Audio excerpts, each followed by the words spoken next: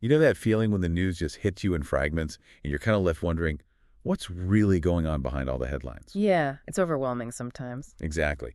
So today, we're going to try and cut through some of that noise. We want to connect some crucial dots on a situation that is, well, incredibly dynamic right now.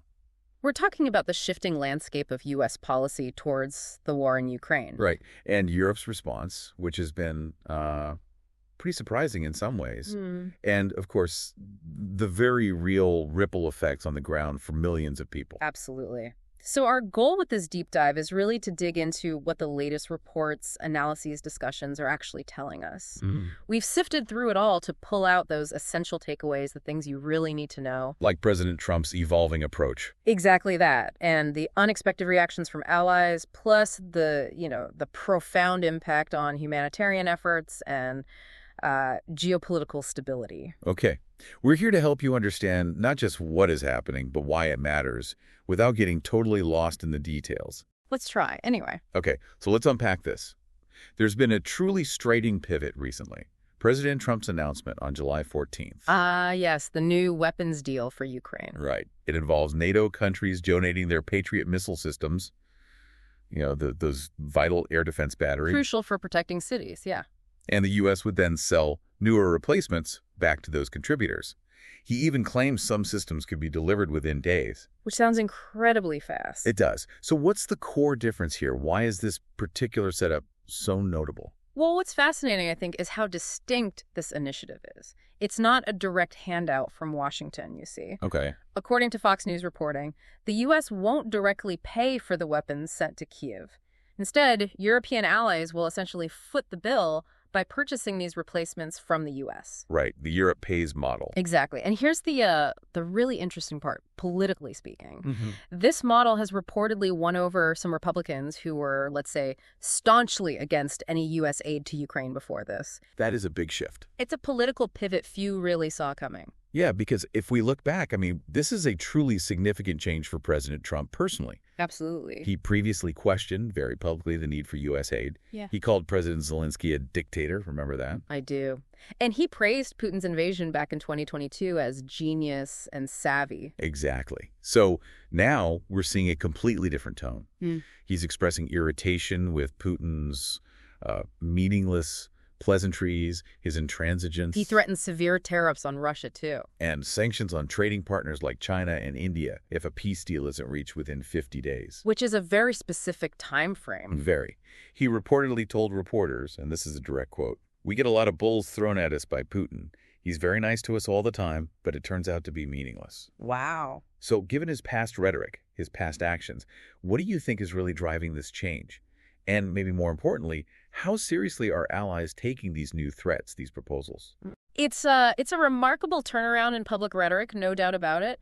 But, if we connect this to the bigger picture, that announcement about the weapons deal, it seems it caught many European diplomats completely by surprise. Really? They weren't briefed?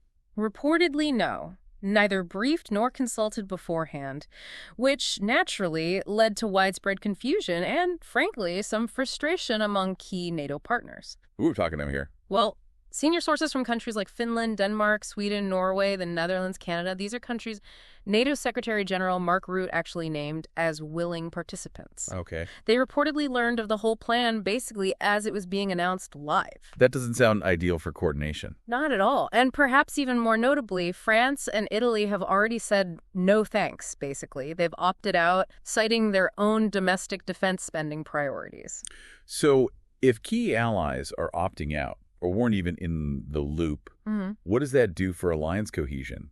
This sounds like that classic phrase, the devil is in the details. It certainly does. What are some of those key unanswered questions causing concern? Well, a Northern European ambassador highlighted exactly that point. They noted, quote, "No formal commitments have been confirmed and key questions remain unanswered." It raises serious questions about coordination, transparency within the alliance, especially right now. Yeah, and you mentioned allies' reactions. Yeah. Has this reignited that whole Putin played Trump discussion? Oh, absolutely. that idea has resurfaced with renewed intensity. You're seeing political analysts, former aides, even some conservative voices acknowledging that maybe, just maybe, Trump misjudged Putin's intentions. Pointing to things like the past bromance. Exactly. That and his initial reluctance to really escalate the conflict. And look at Russia's reaction. Dmitry Medvedev, deputy chair of their Security Council, pretty flippantly called Trump's 50-day deadline a theatrical ultimatum. Not taking it seriously, then. Doesn't seem like it. And the Moscow Stock Exchange reportedly grew after the announcement.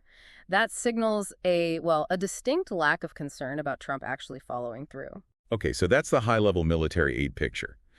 But while those discussions grab headlines, it feels crucial to understand that cuts have already happened, right? Cuts that have had a real profound impact on the ground in Ukraine. Yes, particularly in humanitarian efforts. Tell us about that. In early 2025, the U.S. government announced a cancellation of over 80% of USAID programs globally. Globally, yes. And that included a substantial portion of aid specifically for Ukraine. And this followed a 90-day pause started by an executive order. That's right. A pause, then stop work orders just days later. And to put that in perspective, Ukraine has been a top recipient of U.S. foreign assistance since 2022. We're talking billions here, right? Even excluding military aid. Over $38 billion in humanitarian development and government support, excluding military aid. So these cuts, they've created really substantial gaps across many different sectors. And there was some talk of a waiver, wasn't there, for life-saving humanitarian assistance. There was, but reports suggest it proved largely ineffective in how it was actually implemented. So the cuts still bit hard. It's important to remember this isn't just statistics, it's tangible programs just vanishing. Right. And the specific impacts, they seem quite stark when you break them down. Yeah. Development saw the biggest cuts. Yes, that sector was hit hardest. It affected critical energy infrastructure projects. We're talking over $1 billion in terminated awards right there. $1 billion. Just for energy. Just energy. It also hit the health system, economic recovery efforts, independent media, local governance. You mentioned examples like the Havarala project. Right. Havarel was crucial for strengthening local governance at the community level. That's gone. And about a third of Ukrainian GovTech projects, like the Daya platform. Ah, Daya. That's their big digital government app, isn't it? Very popular, very central to public services now. Exactly. Huge parts of that funding were terminated. So how did this hit the purely humanitarian side, the direct aid? Looking at the humanitarian response, estimates are at least $322 million in funding was suspended or put at risk. And how many people does that affect? Roughly 3.5 million people directly. U.S. funding previously covered around 30% of Ukraine's entire humanitarian response plan, so it's a massive hole. Are certain areas hit harder than others? Definitely. Sectors like multi-purpose cash assistance, that's MPCA, basically direct financial aid for necessities, and WASH-OTARCH, water, sanitation, and hygiene. Clean water, sanitation, basics like that. Critical basics. U.S. contributions used to be over 40% of the total reported support in those areas. So now we're seeing widespread layoffs, program suspensions among aid organizations. It leaves huge gaps in essential services. Okay, so beyond the direct humanitarian and development projects, how has this downturn in U.S. aid impacted the actual functioning of the Ukrainian government itself? Did their state services take a hit? Yes, profoundly. While most of the direct budget support had already been dispersed, future U.S. support is a huge question mark. And that support was significant. It once covered 26%, over a quarter of all external funding for Ukraine's state budget. Wow. So the lack of future commitments must be worrying. Absolutely. It could lead to increased state debt or, disruptions in essential public services down the line. And then there's independent media. Right. You mentioned them earlier. Yeah. Heavily reliant on U.S. grants. Hugely. Up to 80% of their funding in some cases. They face potential closure, which risks a rise in disinformation, Russian propaganda, and it hinders crucial anti-corruption efforts. And ultimately, who bears the brunt of all this? Well, it's the most vulnerable populations, people in frontline areas, those in temporarily occupied territories, internally displaced persons, veterans. They are particularly at risk of facing unmet basic needs because of this decreased capacity in both aid and state services. It's not just numbers, it's real people struggling to get by. I'm really struck by the scale of those U.S. aid cuts, especially the non-military side. So the obvious question becomes, as the U.S. started scaling back, leaving these huge gaps we just talked about, did Europe truly step up? Did they fill that immense void? What do the numbers show? Well, largely yes. Following that U.S. standstill in new aid allocations, which started back in early January 2025, European countries have significantly stepped up. How significantly? In just March and April 2025 alone, Europe allocated a combined EUR 20.2 billion. That's across military, humanitarian, and financial aid. 20.2 billion euros in just 2 months. Yes. It marks the highest total for any 2-month period since the war began. That's quite a surge, actually. Our sources indicate that maybe for the first time since June 2022, Europe has now surpassed the U.S. in total military aid specifically. That's correct. The figures are around EUR 72 billion from Europe compared to EUR 65 billion from the U.S. in total military aid commitment since the start of the war. So what explains this increased commitment from Europe? Who's driving it? What's especially notable is that this surge has been primarily driven by the Nordic countries and the United Kingdom. Oh. They put up a combined EUR 4.5 billion recently, and importantly, some of that includes funds from frozen Russian assets. Ah, so using sanctioned money. Exactly. Money essentially confiscated from sanctioned individuals or the Russian state itself. EU institutions also made significant contributions around EUR 12.2 billion. But is it Europe-wide, this surge? Not entirely evenly distributed. In contrast, you see some major European economies like Germany, Spain, Italy. Their increases have been more modest. Some have even shown declines in aid compared to previous years, so the burden isn't being shared equally across all of Europe. Okay, this brings us back to a crucial point of discussion within the U.S., which is the Republican perspective on Ukraine aid. Yeah. It seems clear there's a significant divide within the party. Oh, absolutely. You have different camps. The sort of Trump versus anti-Trump dynamic plays into it, but also more traditional conservative viewpoints differ as well. So let's unpack that. What are the core arguments we're seeing against providing aid, particularly from those maybe aligned with a more isolationist stance? Well, often it boils down to a few key things. There's a definite distrust of Ukrainian corruption, a feeling that maybe the money isn't all going where it should. Okay. There's also a belief that funding simply prolongs the war without a clear path to victory. And maybe negotiations would be an option. And the cost argument. A big one.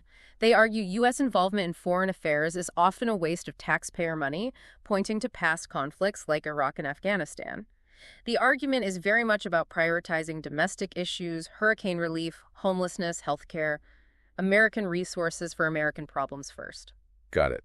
And then on the flip side, what are the arguments from Republicans who do support aid, even if maybe cautiously? Well, other Republicans emphasize different points. Often they highlight that the aid involves sending older U.S. equipment. Right, so clearing out stockpiles. Yeah, exactly. Which has the added benefit of helping to deplete Russia's resources and manpower, effectively weakening a key rival without actually risking American lives directly. And gaining intelligence. That too. They see it as an opportunity to gain valuable insights into modern warfare, how equipment performs, Russian tactics, and so on. And the new Europe pays model we discussed earlier. Yeah. That's viewed by some as a positive shift, ensuring allies bear more of the financial burden, encouraging a more global approach to security. And the broader geopolitical argument. Of course. That pushing back against Russian aggression now prevents a larger, potentially much more costly conflict later on. It's really a complex set of calculations reflecting genuinely different strategic priorities within the party itself. So wrapping this all up, Mm-hmm. what does this really mean for you, listener? The situation in Ukraine, it's clearly this complex, rapidly evolving tapestry. You've got shifting alliances, dramatic policy pivots from the U.S., and these very real-world consequences on the ground. Yeah, we've seen the U.S. adjust its strategy, maybe zigzagging a bit. Right. We've seen European allies stepping up significantly, at least financially. And we've seen the direct, sometimes harsh impact on millions of Ukrainians grappling with these unexpected aid cuts. And here's where it gets really interesting, I think. This whole scenario, it raises a fundamental question for all of us, doesn't it? Which is? In a world where global powers are constantly reevaluating their commitments, their strategies, what does it truly mean for the free world to signal, quote, resolve that outlasts its election cycles? That's a powerful question. It is. And how might the actions being taken today, the signals being sent, influence geopolitical thresholds far beyond Ukraine's borders? It's definitely something worth pondering as we watch these critical next steps unfold.